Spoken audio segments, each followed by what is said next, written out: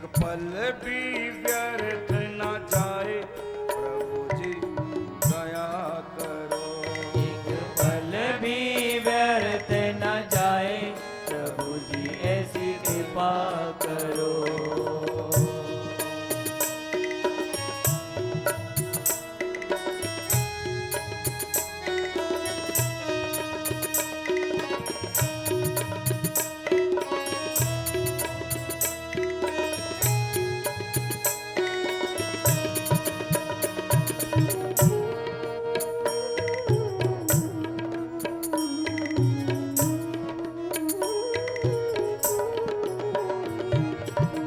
श्वास श्वास तेरा नाम उचारो, श्वास श्वास तेरा नाम उचारो। हे राम हे राम हे राम हे राम। घनश्याम घनश्याम घनश्याम घनश्याम। श्वास श्वास तेरा नाम उचारो, श्वास श्वास तेरा नाम उचारो। श्वास श्वास तेरा नाम उचारो, श्वास श्वास तेरा नाम उचारो। रैन दिना बस तुम्हें पुकारो, रैन दिना बस तुम्हें पुकारो। तुझ बिन चैन न आए प्रभु जी ऐसी कृपा करो। तुझ बिन चैन न आए प्रभु जी ऐसी कृपा करो। तेरा नाम एक तू ही मन को भाए प्रभु जी ऐसी कृपा करो। कृपा करो दया करो, कृपा करो दया करो। कृपा करो प्रभु दया करो। कृपा करो प्रभु दया करो। एक पल भी व्यर्थ न जाए प्रभु जी ऐसी कृपा करो। एक पल भी व्यर्थ न जाए प्रभु जी ऐसी कृपा करो। तेरा नाम सदा मुख आए प्रभु जी ऐसी कृपा करो। तेरा नाम सदा मुख आए प्रभु जी ऐसी कृपा करो।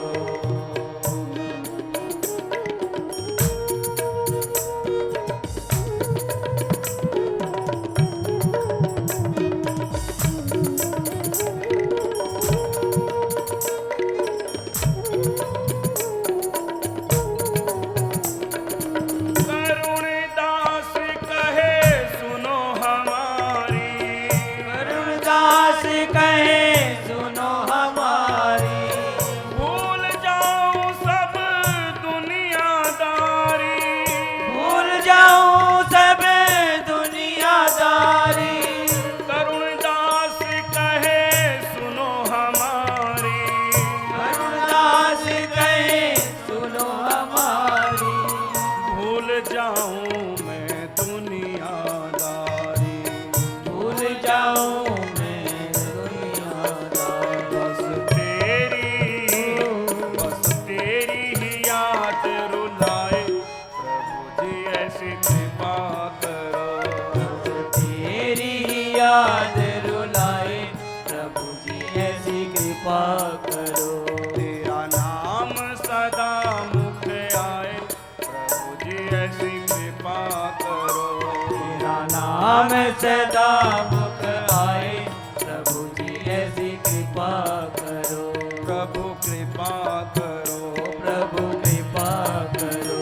प्रभु दया करो, प्रभु दया करो। कृपा करो प्रभु दया करो। कृपा करो प्रभु दया करो। दया करो प्रभु कृपा करो। दया करो प्रभु कृपा करो। कृपा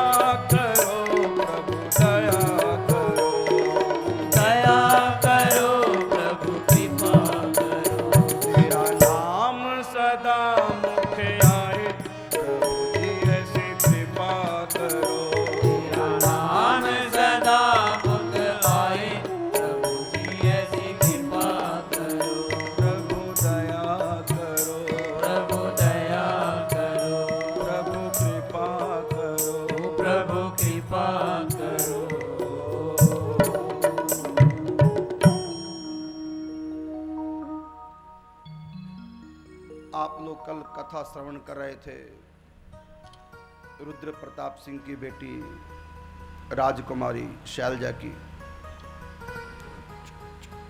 इस कथा का कुछ अंश रह गया था। जिन्होंने कल कथा नहीं सुनी, इशारे में थोड़ा संकेत मात्र कर देता हूं, जिससे कि उनको आगे कथा समझ में आ जाए। बाल विधवा थी राजकुमारी शैलजा। छत के ऊपर खड़ी एक दिन केस सुखा रही थी। ऊपर से छींटे नीचे गिरे, नीचे जमादार का लड़का झाड़ू लगा रहा था। दोनों के परस्पर नेत्र मिले। लड़के को लगा कि मुझसे प्यार करती है। थोड़ी देर बाद लड़के के मन में आया कि अब लड़का चला गया होगा। जब झांका तो वहीं बैठा था। फिर दूसरी बार दोनों का मिलन हुआ, दृष्टि मिलन। इसी प्रकार थोड़ी देर बाद फिर झांका कि अब तो लड़का चला ही गया होगा। फिर वही दृष्टि मिलन हुआ। लड़के के मन में भ्रम आ गया कि लड़की मुझसे प्यार करती है। लड़के का लड़की से प्यार हो गया। लेकिन लड़की संतों का संग करती थी। भगवान राम के सिवा उसके हृदय में कोई दूसरा नहीं था। लड़के को काम ज्वर हो गया। मैं राजकुमारी को कैसे मिल पाऊंगा? राजकुमारी मुझसे प्रेम करती है, मैं राजकुमारी से प्रेम करता हूं। मर रहा था राजकुमारी के पीछे।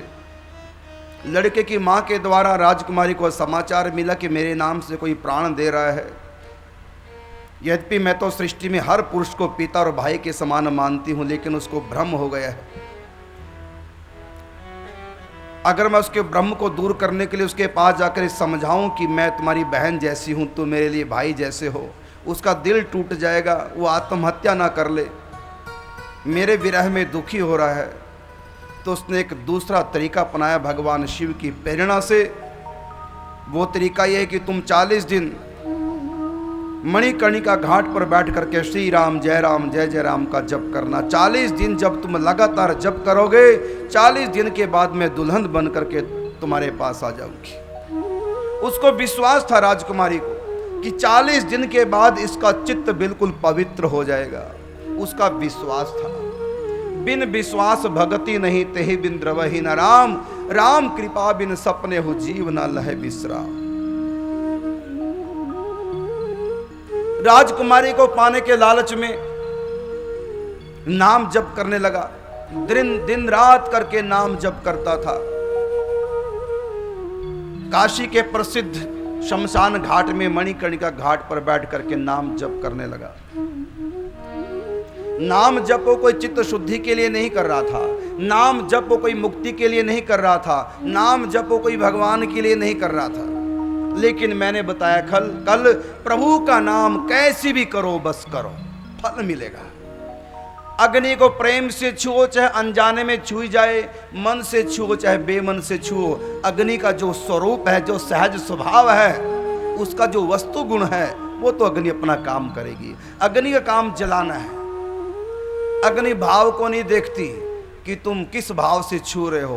तुम किसी भी भाव से छुओ, अगर मुझको छुओगे मैं तो अपना काम करूंगी, जलाऊंगी। ऐसे प्रभु का नाम कहता है तुम किसी भी भाव से मेरा आश्रय लो, मैं तो चित्त की शुद्धि करूंगा ही करूंगा, मैं तो भगवान से मिलाऊंगा ही मिलाऊंगा। इस कथा से आप लोग शिक्षा लो।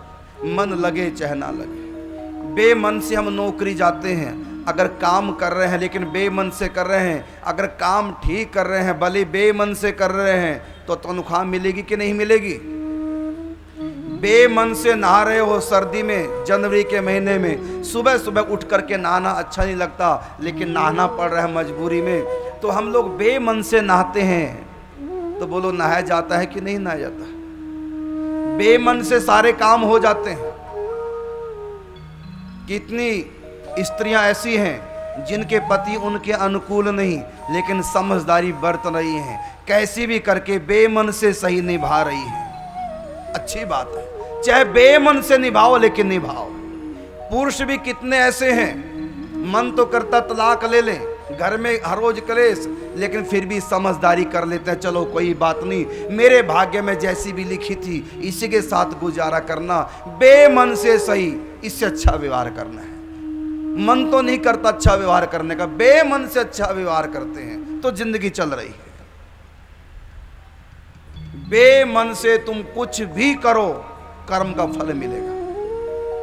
बेमन से किसी को गाली दे दो, मन कहीं और था और मुख से गाली दे दी, तो बोलो जूता पड़ेगा कि नहीं पड़ेगा? तुम कहो मैंने तो बेमन से दी थी।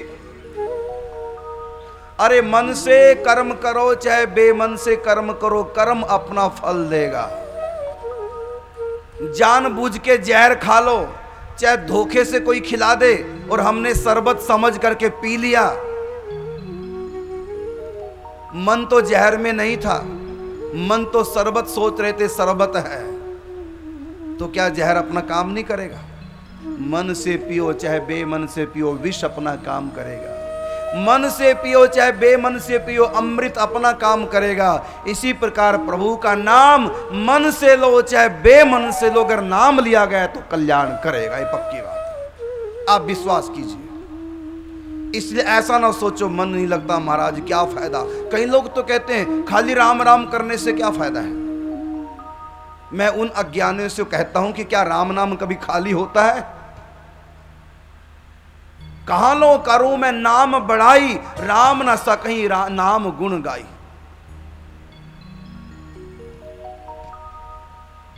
राम से बड़ा राम का नाम, अंत में निकला ये प्रणाम। राम से बड़ा राम का नाम। जिस सागर को बिना सेतु के लांग सके नहीं राम, कूद गए हनुमान उसी में लेके राम का नाम। राम से बड़ा राम का नाम। वो दिल वाले डूब जाएंगे जिनमें नहीं है नाम, वो पत्थर भी तैर जाएगा लिखा होगा श्री राम। राम से बड़ा राम का नाम। अब देखिए उदाहरण आपके सम्मुख है। ये लड़का भगवान का नाम ले रहा है, मन भगवान के नाम में नहीं है और ना ही मन भगवान में है, मन है राजकुमारी में।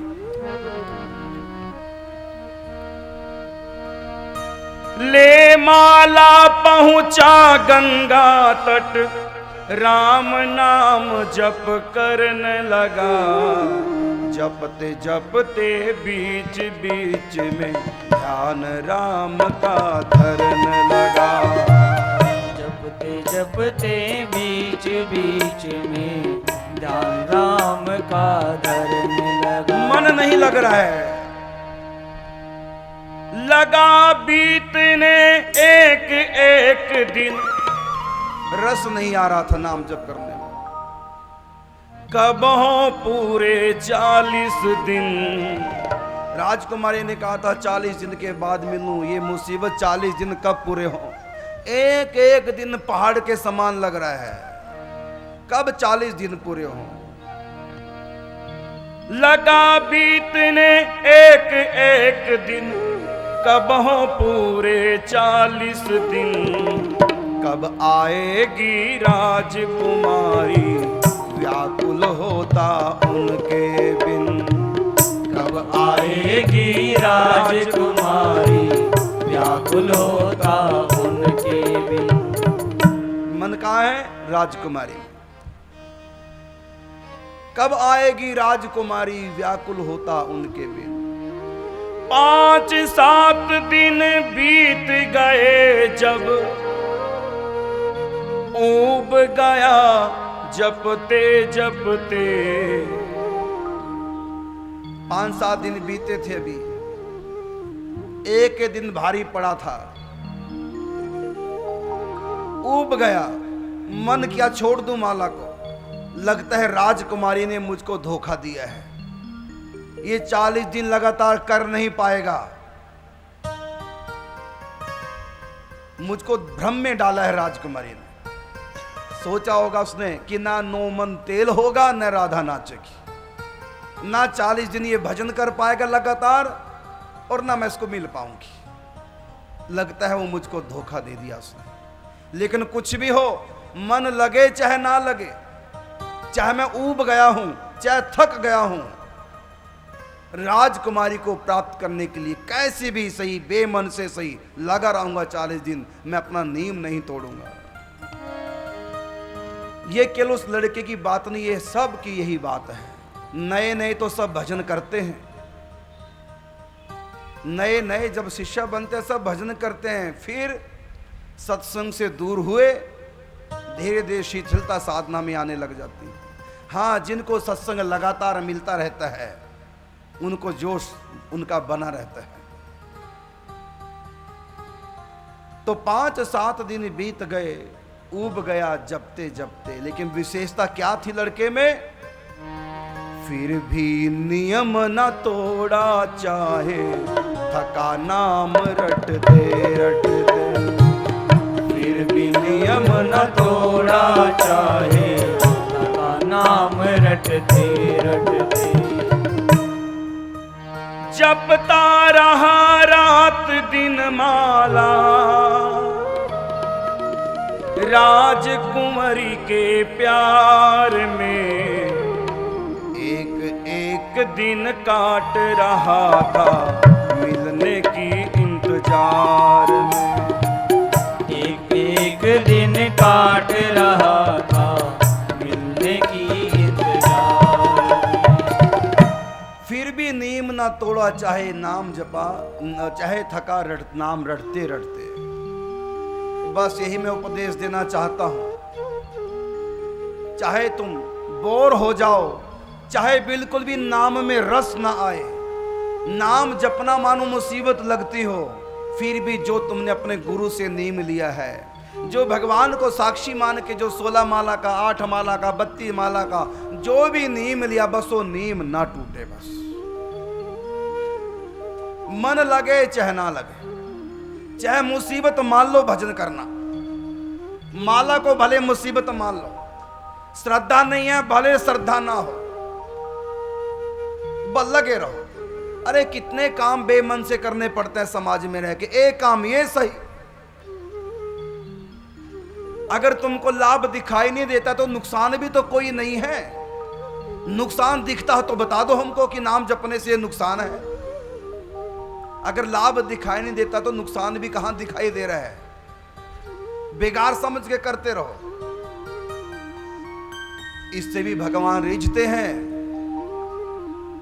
16 माला का नियम है, दिन भर विवाह शादी में बिजी रहे, अब 10 बजे फुर्सत मिली नियम प्रारंभ करने की। इधर 2 दिन से नहीं सोए थे, नींद कहे बस अभी आ रही हूं। इधर नियम पड़ा है 16 माला का, इधर 12 बजने वाले हैं, अब क्या करें, लगो। इधर नीम कहते हैं बिल्कुल, इधर नींद कहती है मैं बिल्कुल माला जप करने नहीं दूंगी। माला हाथ में उठाई, बिस्तर में बैठ गए, अब लगे अपना नियम करने। नींद आ गई, हाथ से माला छूट गई, फिर दोबारा से माला उठाई, फिर प्रारंभ की। कैसी भी करके 16 माला कर ली। कितनी बार छूटी है हाथ से माला नींद में, कितनी बार नींद आ गई, कितनी बार तो धड़ाम से गिर पड़े, लेकिन फिर उठे, नहीं कुछ भी हो नियम करके ही सोना है। अब तुम्हारा मन तो बिल्कुल भी नाम में नहीं लग रहा है। नाम जब मुसीबत लग रहा है, नींद आ रही है, नींद कहती है करने नहीं दूंगी, लेकिन कैसे भी करके तुम लोगों ने 16 माला नीम की, अपने जो नित्य का नीम था पूरा कर लिया। अब बताओ, बेमन से माला की, मुसीबत समझ के माला की, कैसी भी की, माला हो तो गई ना। इससे में भी भगवान खुश रहे, ये समझकर कि देखो नींद ने खूब विघ्न किया, दिन भर काम काज ने खूब विघ्न किया, लेकिन मेरा सच्चा भक्त है। चाहे नींद इसको आती रही, चाहे बार बार हाथ से माला छूटती रही, लेकिन मेरा सच्चा भक्त है, मेरा पक्का भक्त है, तब भी इसने नियम को नहीं तोड़ा है। भगवान रिझ जाएंगे उस दिन, तो बल्कि ज्यादा खुश होंगे भगवान कि तो अब भी नियम नहीं तोड़ा। भाई हनुमान प्रसाद पोद्दार जी का 64 माला का नियम था। इधर जेल मिल गई, गौ हत्या आंदोलन में सम्मिलित थे। शिमला पाल नाम की जगह है पश्चिम बंगाल में, जेल मिल गई। 2-2.5 साल जेल में रहे। भाई जी कहते हैं बड़ी कृपा रही जेल में, खूब भजन का मौका मिला है। अभी कुछ समय पहले विवाह हुआ था, घर में कोई कमाने वाला नहीं था, सरकार ने जेल में डाल दिया। अब देखिए क्या कहते हैं, भाई जी की आवाज में मेरे पास कैसेट है, उसमें मैंने स्वयं सुना। भाई जी कहते हैं कि बड़ी कृपा रही जेल में। वहां एक सरकारी कर्मचारी से कहा कि भाई मेरा माला जप करने का नियम है, माला मेरे पास है नहीं, अब मैं अपना नियम कैसे पूरा करूं 64 माला का, गिनती मेरी कैसे पूरी हो, ये ना हो कि मेरा नियम टूट जाए, मेरी 64 माला ना हो, कम हो तो पता कैसे चलेगा। हम जो माला गिनते हैं इसलिए नहीं गिनते कि कहीं ज्यादा ना हो जाए, इसलिए गिनते हैं हम लोग माला को कि कम ना रह जाए, नियम ना टूट जाए। एक शायर ने, मैं तो उसको मूर्ख ही कहूंगा, अज्ञानी ही कहूंगा, उसने एक शेर लिखा और कई अज्ञानी भक्त लोग एक दूसरे पे मैसेज कर देते हैं उन शेरों, जबकि बिल्कुल गलत है वो शेर।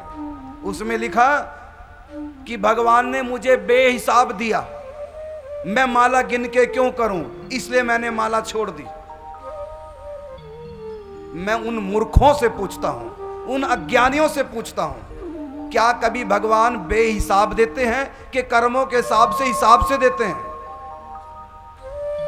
बोलो, सुख दुख लाभ हानि ये सब कर्मों के अनुसार भगवान देते हैं कि कोई हिसाब नहीं रखते सबको? अंधेर नगरी का चौपट राजा, टाका शेर बाजी टाका शेर खाजा।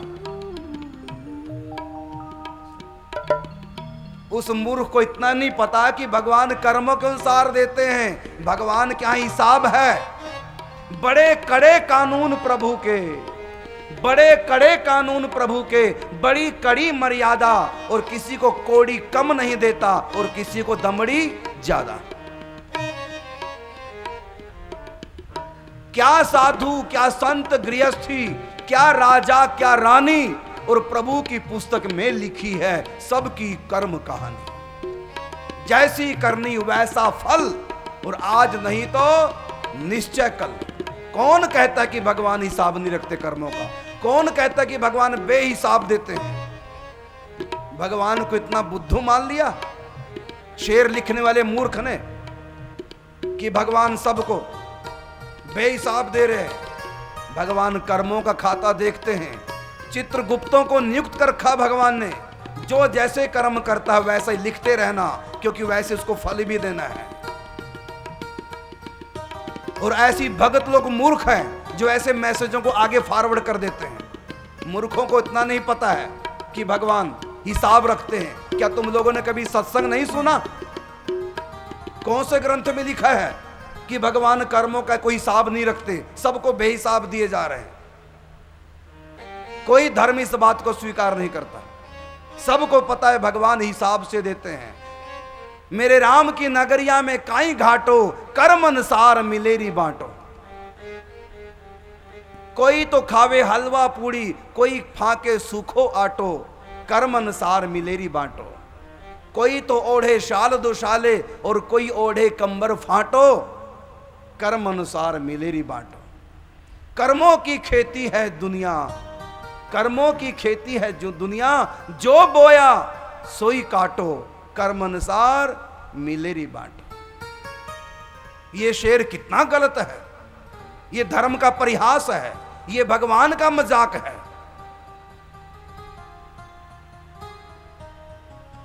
ये तो हर बच्चा भी जानता है इस बात, हर बच्चा इस बात को जानता है कि परमात्मा कर्मों के अनुसार सुख और दुख देते हैं। और ये शेर क्या लिखा है कि भगवान ने बेहिसाब दिया है, तो मैं हिसाब से माला क्यों करूं गिन करके? ये सोचकर मैंने माला छोड़ दी। ऐसे ऐसे मैसेज तुम लोग फॉरवर्ड करते हो। कर्मों के अनुसार सुख दुख आते हैं। भीष्म पितामह कितने ऊंचे भक्त थे भगवान के। मृत्यु के समय उनके मन में शंका आई। भगवान श्री कृष्ण से प्रश्न किया, मैं अपने 100 जन्मों तक का इतिहास अपना जानता हूं। इतने बड़े योगी थे भीष्म पितामह। मैं अपने 100 जन्मों तक का पूर्व के इतिहास जानता हूं। मैंने कभी ऐसा जघन्य अपराध नहीं किया जो 56 दिन से मैं तीरों की सैया पर लेटा हुआ। भगवान ने कहा तुम तो 100 जन्मों को जानते हो, मैं तुम्हारे अनंत जन्मों को जानता हूं। देखो मैं तुमको स्वयं दिखाता हूं, स्वयं देखो तुमने क्या कर्म किया है। तो भीष्म पितामह देख रहे हैं अपना पुराना इतिहास। क्या देखा भीष्म पितामह? एक सांप को बाण की नोक से उठा करके झाड़ी पे फेंक देते हैं, कंटीली झाड़ी पे फेंक देते हैं। वो सांप लटका रहा बेचारा झाड़ी पर, थोड़ा भी खिसकने की कोशिश करता, झाड़ी से निकलने की कोशिश करता, और कांटे गड़ जाते। 56 दिन तक वो सांप कांटों की झाड़ी पे लटका रहा। उसको घाव हो गए थे, चींटियां उनको खा रही थी, सर्प को, जीवित को। भीष्म पितामह की आंख खोली। भगवान श्री कृष्ण ने कहा, दादा देख लिया आपने अपना पूर्व इतिहास? गिने हैं आपने उस सर्प को कितने कांटे लगे थे? गिन लो। जितने सर्प को कांटे लगे थे उतने ही कांटे, उतने तीर आपको चुभे हैं। एक भी तीर कांटा कम अधिक हो तो बताओ। अच्छी करनी करो रे भैया, कर्म ना करियो काला। लाख आंख से देख रहा है तुझे देखने वाला। बड़े कड़े कानून प्रभु के, बड़ी कड़ी मर्यादा। किसी को कौड़ी कम नहीं देता, किसी को दमड़ी ज्यादा। तो भगवान बेहिसाब नहीं देते, भगवान हिसाब रखते हैं। भगवान को कहो कि वो हिसाब नहीं रखते, बिना हिसाब के देते रहते हैं, ये तो तुम भगवान को मूर्ख ठहरा रहे हो। झूसी का एक राजा था, ये झूसी पड़ता है, इसका प्राचीन नाम है प्रतिष्ठानपुर, इलाहाबाद में शास्त्री पुल के पार प्रतिष्ठानपुर नगरी। उसी का नाम कभी हुआ करता था अंधेर नगरी। प्रतिष्ठानपुर का नाम कुछ समय के लिए पड़ा था अंधेर नगरी, और वहां के राजा का नाम पड़ा था चौपट राजा। अंधेर नगरी का चौपट राजा। क्यों? कहते वहां एक ऐसी बीमारी आ गई थी, लोगों को ऐसी बीमारी लगी, ऐसी बीमारी फैली, सबकी मेमोरी डाउन हो गई। ऐसी कोई बीमारी वहां के प्रजा को लगी, सबकी स्मरण शक्ति कम हो गई।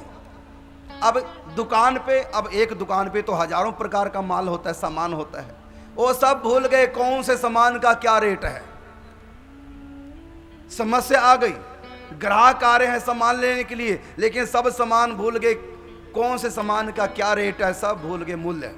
राजा के पास शिकायत करने प्रजा पहुंची, महाराज ऐसी बीमारी लग गई हमको, हमारी सबकी मेमोरी जो है, स्मरण शक्ति कम हो गई। राजा ने कहा, हो तो मेरी भी गई है, ये बीमारी मुझको भी लगी है।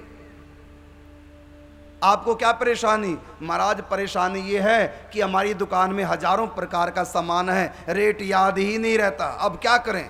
राजा ने कहा, कुछ समय के लिए हर सामान का एक ही रेट कर दो।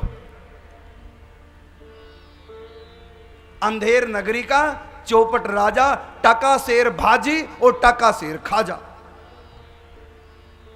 1 रुपए का 1 किलो सब्जी जो उस समय बिल्कुल सस्ती थी, और 1 रुपए का 1 किलो खोआ, बढ़िया खाने का माल। मिठाई भी 1 रुपया किलो, और आलू भी 1 रुपया किलो। अब आलू कौन खाए?